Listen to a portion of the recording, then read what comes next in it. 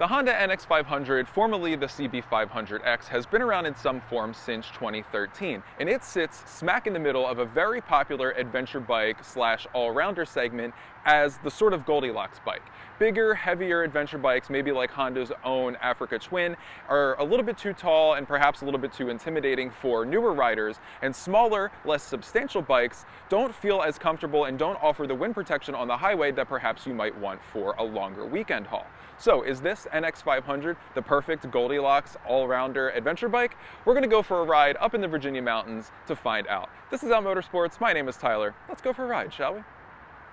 So before we go for a ride, we're just going to take a quick walk around this 2025 Honda NX500.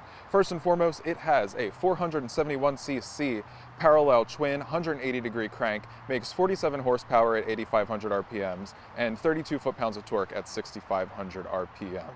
It has 19-inch front wheels, 17-inch rear, so a little bit more of a street-oriented stagger. Has a 4.7-gallon fuel tank and a 32-inch seat height, and it weighs just 430 pounds, which is 7 pounds down from the previous generation CB500X. You'll notice it has a new face compared to the CB500X, so a new headlight, and it has even more wind protection in the front. That windshield is not adjustable, but there's a lot of aftermarket options, and you can actually take it off and adjust it manually. It's just not adjustable on the go. As you can see, ABS is now standard. It has dual 286mm front discs on these tubeless front wheels with dual 2-piston Nissan front calipers, single caliper, single rotor in the rear. Moving back up to the front, behind this new front fascia, this is my quad lock mount, so disregard that, but you can see the new 5-inch TFT display, and this is shared with things like the Transalp and the Honda Africa Twin like we spoke about in the intro. Same deal with these controls over here. It's just a little bit less complex. There's a little bit less options and menus for you to go through. Has 41mm Showa front forks. As you can see, they're not adjustable. This is a little bit more of a basic bike, so no adjustable suspension, no adjustable ride modes. However, the rear suspension is preload adjustable with 8 different settings, I believe. Stepping back to the rear, it's got an updated look in the rear as well. So those are the quick specs features of this Honda NX500. I think it's time to go for a ride. All right, starting off on the NX500, it is a busy day up here in the Virginia mountains, so forgive the amount of traffic noise, but we got a little break right now. So this isn't keyless. Key on. Nice smooth startup. 180-degree crank. Not the most inspiring soundtrack, but also not bad at all. This factory exhaust has a nice little thump to it. All right, setting off up the mountain.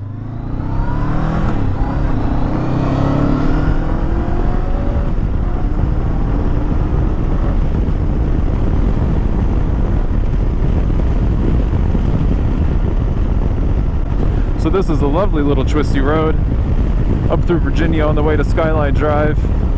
And since it's the weekend and since it's the fall, there's a lot of people on it. So, tipping into these twisties, it might not be the first place you would expect to bring the NX500, but it certainly doesn't feel out of place here.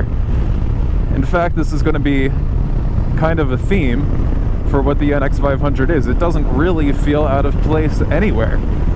So this is a twisty, snaking kind of little highway road. And you'll see that I'm in 5th gear going about 60 miles an hour. And that's like the sweet spot for this speed on this engine. Like, it has a very nice mid-range.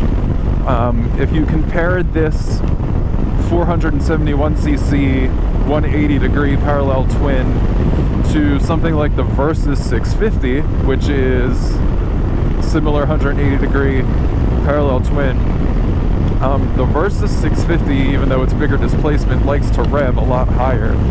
This engine does a really good job not only going all the way out to Redline, but also kind of putzing around town below, at 2,000 RPMs or even below 2,000 RPM. You can just keep this bike in a gear and it will do anything you need it to from the very, very low RPMs all the way up to the top.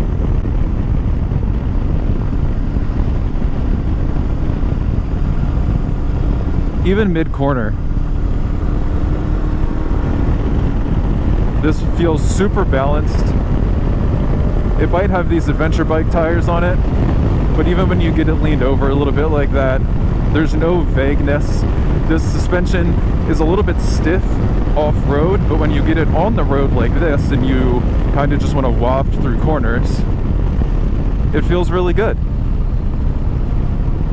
Even passing a Nissan Sentra on the outside feels really good. The only time, see, now I am full throttle in fifth going up the hill, and at those low RPMs it did feel a little bit slower, but any bike on this hill short of like a leader bike starts to feel a little bit slower. The shift action is very light but very positive. I'm used to, my personal bikes are a Moto Guzzi and a BMW, so I'm used to those clunky gearboxes, and this is certainly not that. This gearbox has a very nice tactile feel into and out of gear. It's very easy to find neutral, but at the same time, it will do whatever you want it to do. Downshift, upshift, you can rush it, you can take its time. It's just a forgiving, wonderful gearbox to play with, which is nice when you have an engine that is just as nice to play with, both in the upper RPMs and the lower RPMs, like I was just saying. Overall, the package is not inspiring to the point where it pushes you to want to go quicker, but if the mood just strikes you to have a nice, spirited mountain ride, then this bike will do it. So while we're going a little bit slower, and while I was talking about some tactile feedback on this bike, another thing that Honda is incredibly good at is just tactile feedback in general. Not only in the gearbox and how that interacts with you, but also even when this bike is sitting still.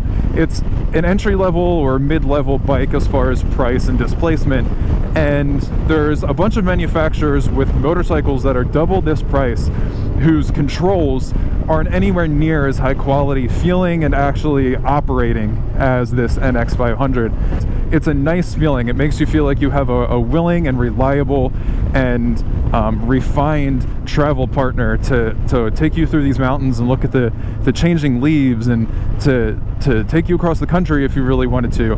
Which brings me to my next point, is I said in the intro how this bike finds itself smack in the middle of the adventure bike and all-rounder segment, and in America it's kind of hard to get a judgment on what is actually enough displacement. Most people who ride have a certain amount of mechanical sympathy that they don't want to be sitting on the highway at like 75 or 80 miles an hour essentially redlining a bike for the entire day. It doesn't make you feel good in your own bike, doesn't make you feel good even when it's a press bike. And in my opinion, this bike is right at that cutoff. This is the first bike that you can get on as a beginner and feel comfortable, and it's also, you can keep it. People who have been riding for years get on it and find it usable. So it's a bike that you can get as a first bike and technically not ever have to replace, both for its reliability and for its practicality and how it rides. I took the highway to get here, and at 80 this bike sits at 6,500 RPM. It redlines at 9,000 RPM. So if I were to want to cover a ton of ground, and if my main priority was highway riding on this bike, then I would probably gear it up a little bit. Another thing is, part of adventure bike riding is standing up and distributing your weight and having good control over the motorcycle. And if you are going to make a regular habit of that on this motorcycle, you're probably going to want some bar risers. Can you stand up on it? Absolutely. Is it a perfect riding position when you're standing up? Not really. I'm 5'9", so I'm not super tall, and I'm a little bit hunched over trying to reach the handlebars. My legs are still a little bit bent, a little bit too bent over when I try to stand up on this bike.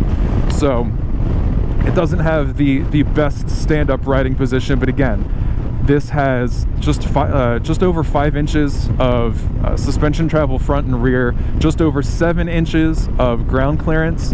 So those numbers kind of indicate to me that Honda knew, just like most adventure bike riders, that this would be a very lightly used off-road bike.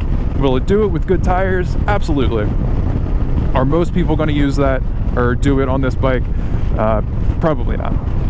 So you hear people talking, or at least it was a topic on about the CB500X, is that once you got it up to highway speeds, between 60 and 70 miles per hour where we're at now, is that it got a little bit vibey.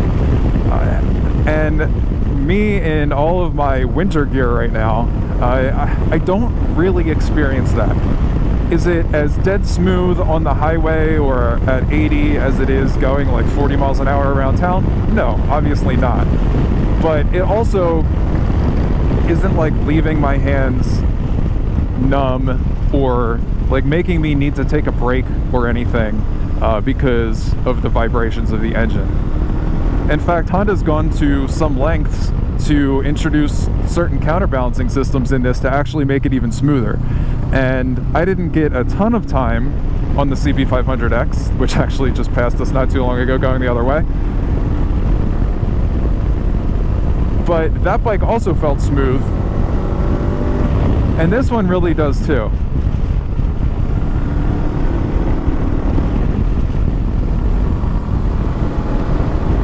And that mid-range sort of grunt for a 180-degree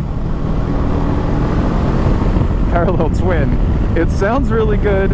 It has good grunt in the mid-range from 4,000 RPM.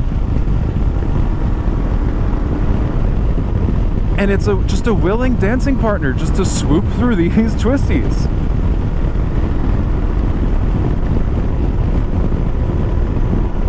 You really don't need anything more, and that is the ethos of this bike. You don't need anything more, you don't need anything less. I'm having a great time going through these twisties, passing all these cars who are just peeping the leaves, and I'm not blowing their ears off with a loud exhaust.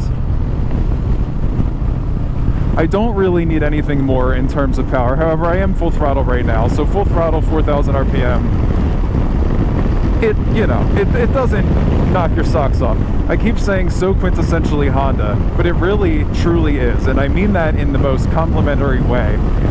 If I was to liken this to cars and compare this to a Honda car, it would be like a Honda Civic or a Honda CR-V or HR-V.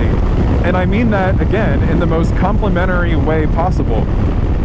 New Honda Civics drive great, they feel high quality, their resale is wonderful, they're reliable. What's there not to like about a new Honda Civic?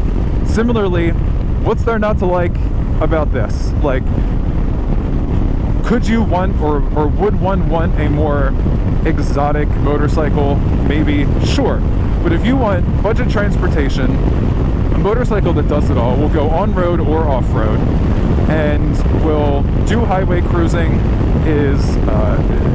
has good wind protection, is able to be modified with a good amount of aftermarket, then the CB500X really is the Goldilocks of adventure touring bikes or sports touring bikes.